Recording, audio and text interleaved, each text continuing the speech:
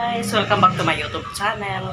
Tayo aakyat at mag-aayos ng kurtina. At yung kinabit ko hapon guys na kurtina ay papalitan natin na maiksi. So tara guys! Ayan guys, tara. Aakyat tayo sa taas. Tayo magkakabit ng kurtina.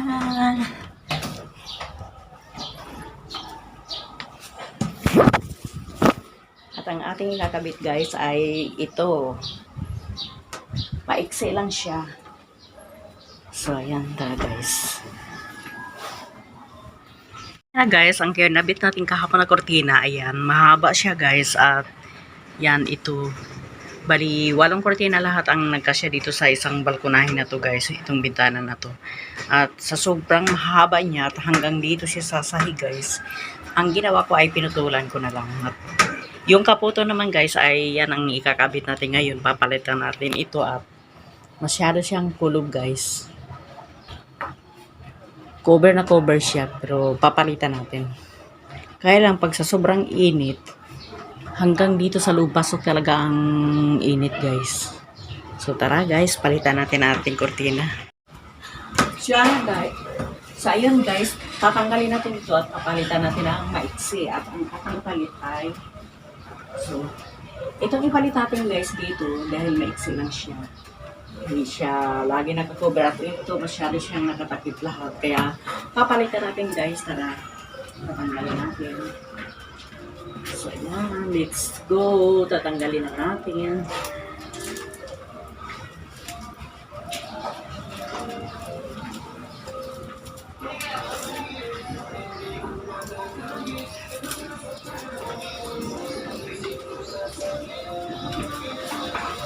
So yan guys.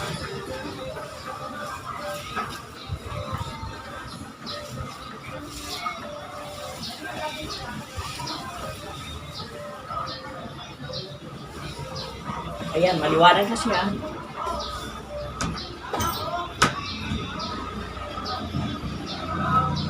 Kailangan natin ito tanggalin para maliwanag na siya.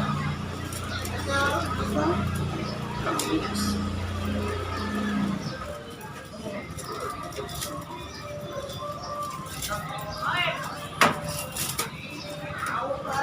Okay na lang guys, hindi ko na kailangan magbangko. Ha? So ito tatanggalin natin. O yung pangalan.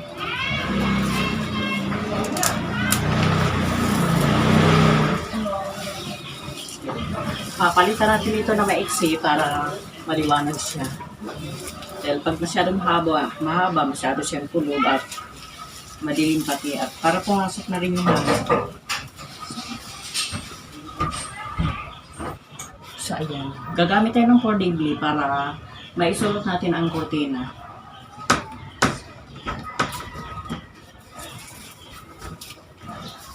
Ito guys. Gagamitan natin ang 4D glue para maisulot natin ang kurtina. So, ang natin ikakabit guys ay itong kulay blue. Grabe talaga guys.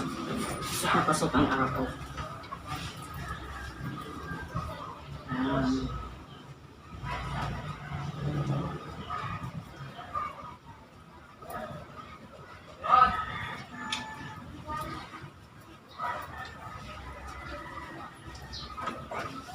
Grabe sa umaga guys. Ganito talaga pag sa umaga. Dito nakatapat ang matinding init sa umaga. Pero maganda rin naman yung init sa umaga. Dahil vitamins pa siya. Pero grabe talaga guys. Sobrang init.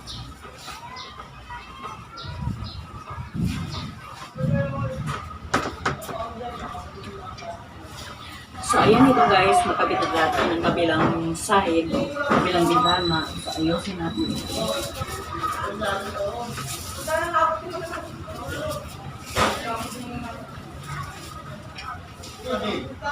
Yan.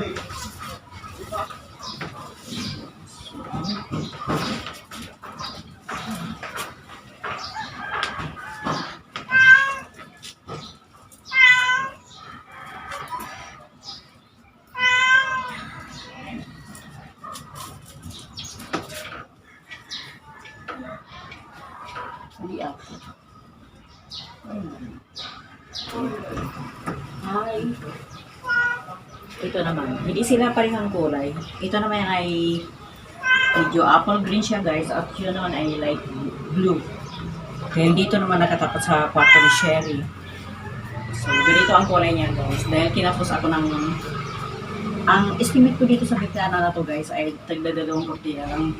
So, ang nangyari, tag-aapat na pala. Dahil ito, makitin lang siya, maiksi. Kaya kailangan ko ng 4 na pirasong kurtina. Bawat isang bintana. Kaya, lahat-lahat, walang kurtina lahat guys. Ito. Susulot na natin ito at baka bumaliktad na naman. Maganda rin kasi tingnan sa bahay na may kurtina. Kunting tsaga-tsaga lang.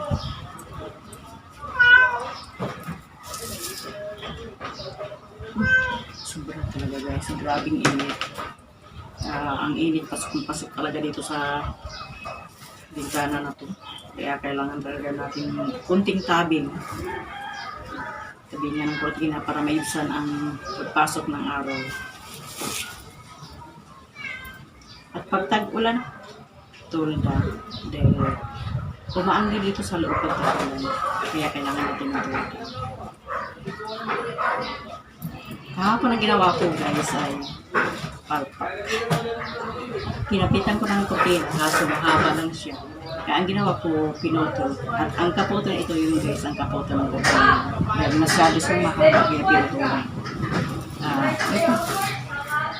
Napakinabangan din naman ang kaputol niya dahil ito nga ginagawa. Tinahik ko siya kagabi para maikabit ko na siya dito.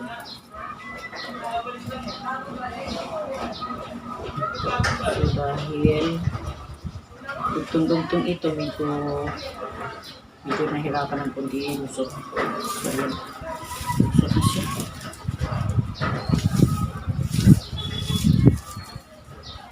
Lapit kasi matapos yung isang gawin na to.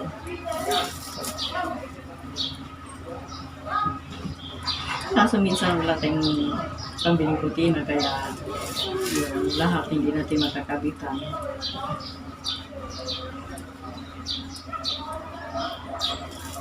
So ayan.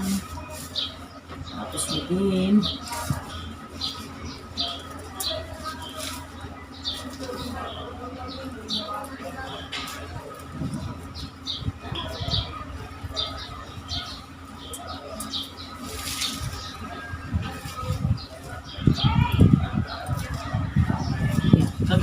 Kagabi ko lang ito tinahik.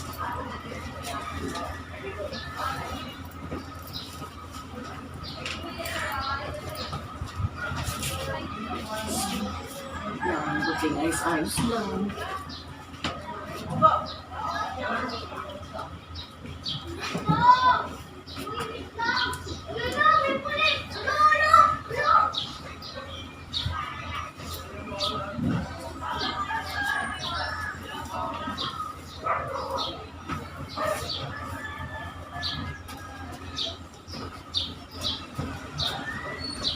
Ayan, so tapos na natin ikabit ang maiksing kurtina. Pero pasok pa rin ang araw dito. Pero okay lang. Pagdating ng hapon, mahangin siya dito guys. Kaya at yan, may duyan pa tayo dito. Yan guys. Kapag tanghali, dito ako nagpapahinga. Minsan, pag wala akong ginagawa sa tinahan, dito ako nagduyan-duyan guys. So yan na guys, dito ako nagduyan-duyan pagka tanghali.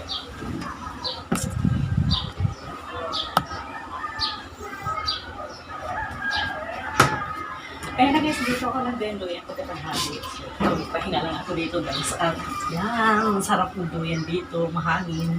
At yan, okay na siya guys. Wala na siyang, hindi na siya mahabang kurtina. At pinalitan na natin ang mahabang kurtina guys. Na kinabit ko kahapon at pinalitan ko naman ngayon. Dahil ito na yung makaputol niya. So, yan na guys, diba? Hindi na sayang. Ito yung kaputol niya. Nakikinabahan niya siya.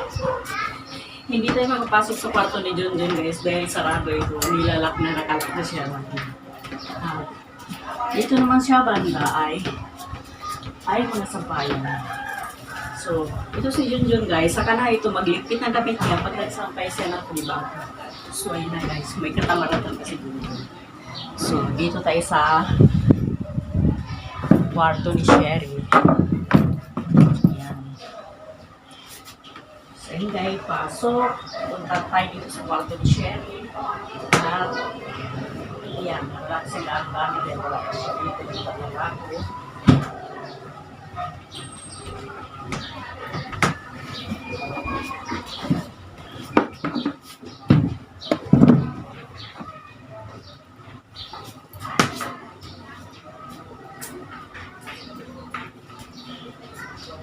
So, ito yung kwarto niya, guys. Kwarto ni Sherry.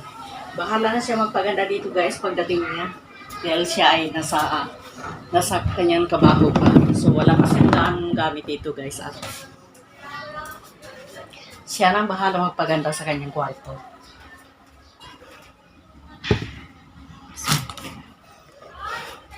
So, ayan. Ito yung kurtina na tinanggal natin kanina at ililigpit ko lang siya. Itutupi.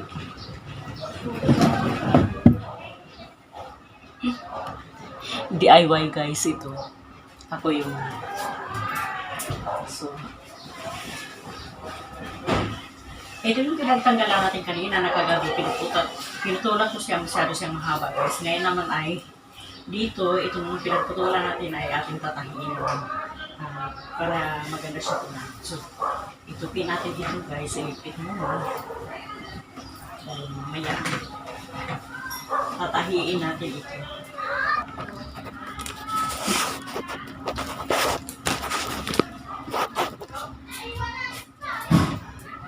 So ayun guys, nandito tayo sa loob ng kwarto ni Sherry at siguro pagdating na niya, bahala na siya mag-ayos-ayos sa kanyang kwarto dahil matagal pa naman siya uuwi. Siguro mga 1 year na lang pauwi na siya. Pero bahala na siya mag-ayos dito guys sa kanyang kwarto. At least pag uwi niya, mayroon na siya sariling tulugan at hindi na kami doon nagsisikip sa loob. So, ayan.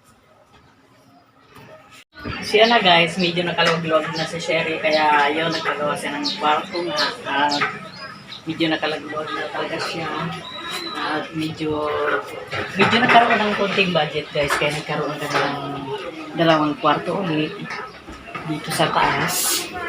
At ayan na guys, medyo nakaluwag-luwag na nagkaroon na sila ng sarili ng kwarto at ito na nga, ayun guys, medyo nakaluwag-luwag na ng konti kaya nagkaroon sila ng sariling kwarto. At ito namang aking pusa, talagang kahit saan ako magpunta doon lagi siyang kasama. So kahiga naman magkaroon ka na sariling kwarto. Yan. Dahil sa wala pa nga siya dito. Tapos natin kapit lahat ang ating kortina at ayan, medyo maliwanag na siya at mahangin pa. Pasok ang hangin dito guys, kaya masarap ang tambay dito. Kaya at dito may konting luyan. At dito naman kami nagsampay guys, dito sa taas na ito. At ito, katulad dito guys, ito sinapay ni Junjun. Hindi pa niya nailigpit guys, siguro ililigpit lang niya ito guys pagka may panibago na naman sampay. So ayun guys, medyo may pagkasipig talaga si Junjun guys. So ayan. At ito yung kwarto niya guys, o nakasarado pa. Nakasarado. Hindi na siya makapasok. At yung the next naman guys, at tara guys, pasok tayo dito sa kwarto ni Sherry guys. Dito ko muna i-lista yung ibang mga gamit na hindi kailangan. Kunti lang naman to guys, yung kutso namin sa upuan. At itong dryer na nabili ko guys na nasira ang luma naming dryer kaya napasubo ako dito guys, napabili ako ng hindi oras.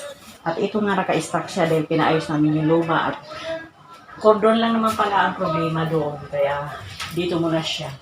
At siguro pagka receive na lang siya, pagka sira siya ulit. Tara guys, let's go. Baba na tayo. Dahil tapos na tayo dito sa taas. Sara na natin ito. At tayo ay bababa na. So yan guys, napakalalim na hagdan. So yan, magdahan-dahan lang tayo dito guys dahil sobrang napakalalim ng hagdan. So delikado. Oops! Muling, ano ba yun ni? Talaga itong pusa ko na to. Kinakawit pa talaga. Pakintahiin na kortina.